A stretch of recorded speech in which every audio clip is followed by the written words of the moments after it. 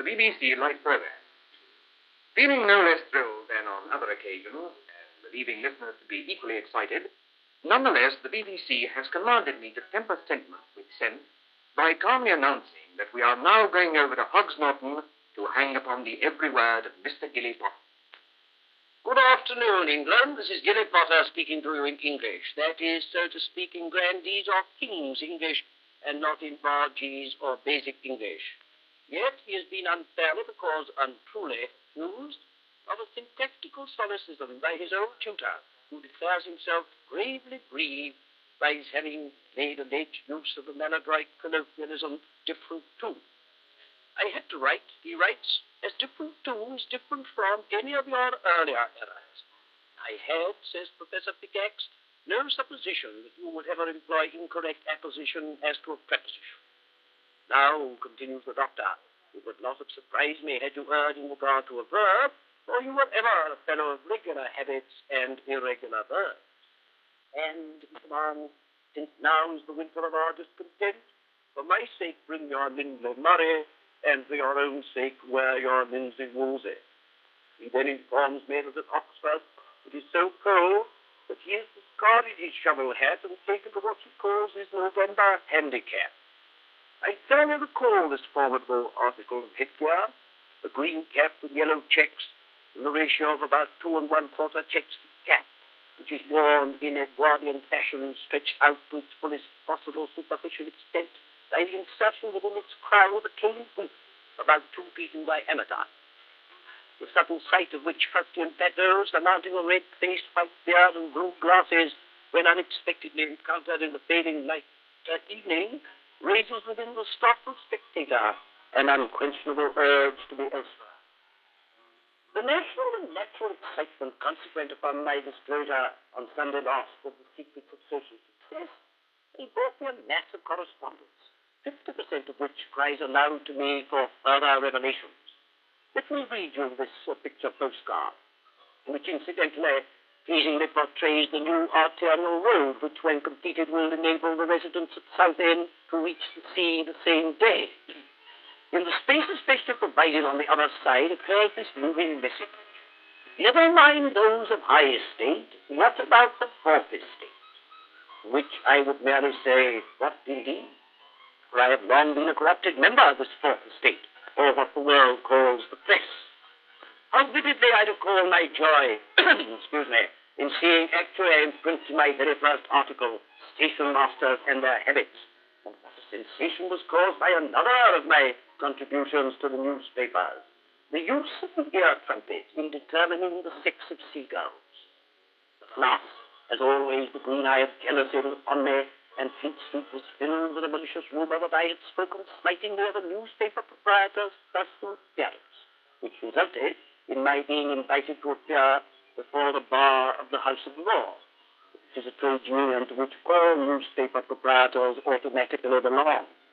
Though whether before the bar opened or before it closed was not clearly stated on the invitation, which was not delivered by post, but came by constable. His urgent request for my immediate company reached me on blue paper in a buff envelope. It commenced Westminster to wit, and went on to talk about sack and sock, and said something about to have and to hold from this day forward, and concluded with a happy afterthought, fail not at your peril. And on the back in black pencil some pair of the realm had written, to Bob Firefly, any to come Easter hero. It was all very trying, particularly a bit about sack and sock, which my lawyer told me was a most unusual feature, and that only the Lord Chancellor himself could have told the man who made out the writ to put a sock in it. What happened need not transpire.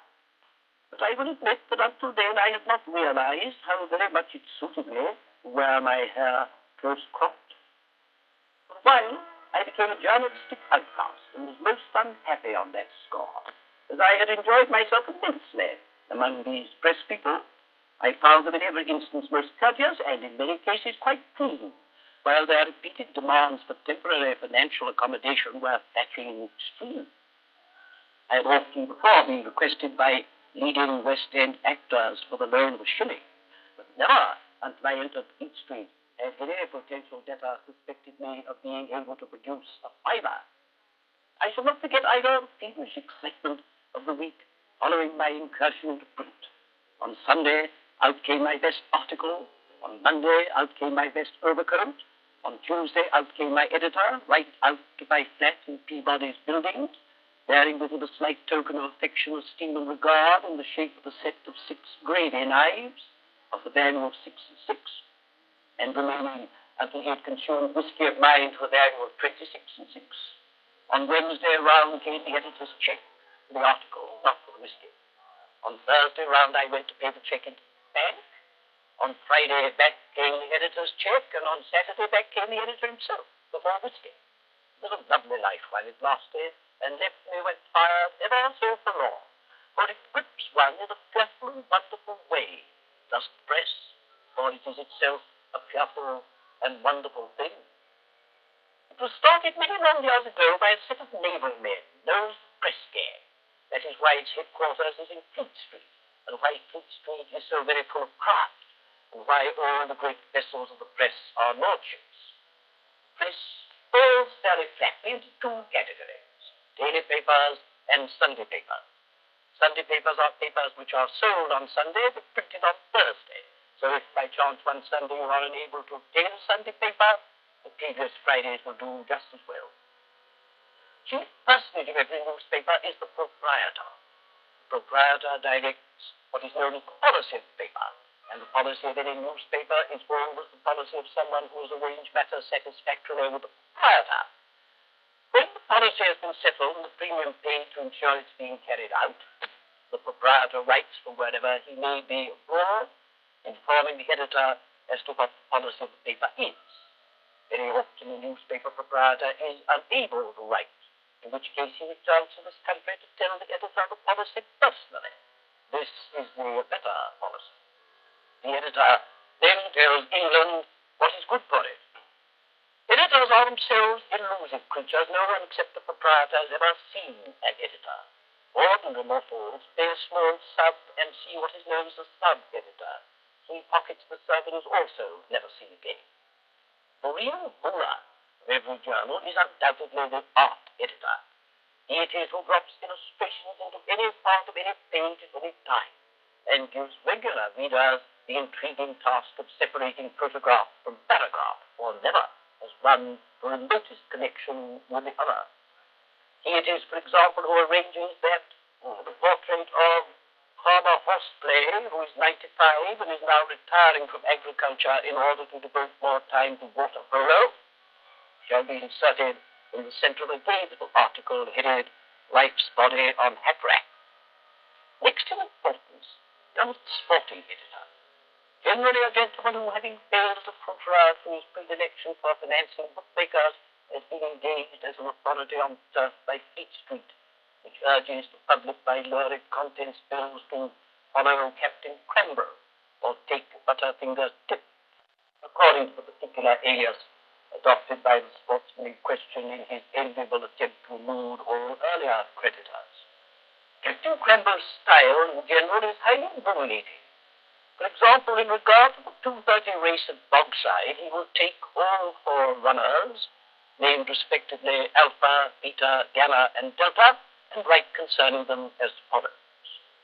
Alpha could win, so also can Beta, while Gamma may do the trick, unless Delta does it. Next day, when announcing the winner to have been Alpha, an extremely large asterisk draws attention to this footnote. Captain Crambo gave this horse yesterday. But by far the most mysterious newspaper personality is Auntie Muriel, to whose insecurity many fair readers commit their hopes and fears. The editor may at times disclose certain secrets of his establishment, but never the identity of Auntie Muriel, for it would almost stop his readers and completely stop his own circulation, were they to learn that Auntie Muriel is also our foreign correspondent and our poultry expert, and wears shepherd's plaid trousers and a deerstalker hat, which so splendidly set off his amber and mahogany-tinted moustache. Our own very different organ of the press is the Hoxton Evening Plus, the only journal in the world to publish a special supper edition on greaseproof paper, so that even if they do not read it from end to end, there are very few folk here who do not dip into it. They will. It is a very ancient newspaper, having been founded 200 years since by the then Vicar of Hoxton, the Reverend Ezekiel Eggbether. This 18th century divide was the violent political partisan, wrote either for or against the government of the day, I forget which. In any case, the government of the day was highly inadvisable that he should continue to do so, and as the price of his silence, made his eldest son an admiral, his youngest son a general, his cousin Charles a collector of customs, and his godfather governor of Kamskatka. Combined result of which appointment was that we lost several battles by land and sea, the revenue was down on the previous year, and Kamskatka was captured by the cooperative movement. The Hoxton Evening Blast has ever sustained its reputation with a very high standard of editorial comment on foreign affairs, throwing light upon happenings often too lightly dismissed by other newspapers. Here is a leading article concerning a matter of the highest moment which was completely ignored by the press of this country at the time. It headed the naked truth. I quote, "Newspapers on the other side of the Atlantic are carrying headlines informative of the latest developments in an interstate feud of long standing. The war for independence in the 18th century and the civil war against independence in the 19th century and their repercussion in the 20th century war of words which has broken out in the remote rural state of Kota, over a purely domestic war for and against independence in the home. It should perhaps be explained that the state of Kota was originally peopled by settlers from Eton and Harrow, who tended and their descendants continued to tend to treat each other as outcasts, with the result that one half of the population has never been formally introduced and therefore has never spoken to the other half. And it has long been suggested that there should be a division of the state into North or winter over Kota and South or summer over Kota. The proposal is now likely to be carried into effect by reason of the increasing fashion for the women of northern Kota to wear trousers, which is an offence against the Love, Honour and Obey Act of 1630, at which time wearing the trousers meant ruling loose. Consequent resentment is so strong in southern Kota that in retaliation the men there are leaving off trousers and just wearing shirts, an action equally annoying to the North, as constituting a breach of the Anti-Lake Show Act of 1631. To further complicate matters, Kota's Aboriginal tribe of Indians, the Soap Flakes, led by their progressive chief, Old Brown Windsor, have taken advantage of this quarrel to leave off both shirt and trousers, thus turning the local prairie into a fair-sized nudist colony. The government, suddenly awakened to this stark fact, immediately held a full-dress parade and issued instructions clothed in warm language for the future division of the state, and proposed that the new governor shall be, for winter Kota, Senator Harris Tweed, for summer Kota, that finest of all southern gents, Nat E. Sooty. More news next week. Until then, goodbye, England, and good luck." That was the Sage of Hoxton, Mr. Gillie Potter.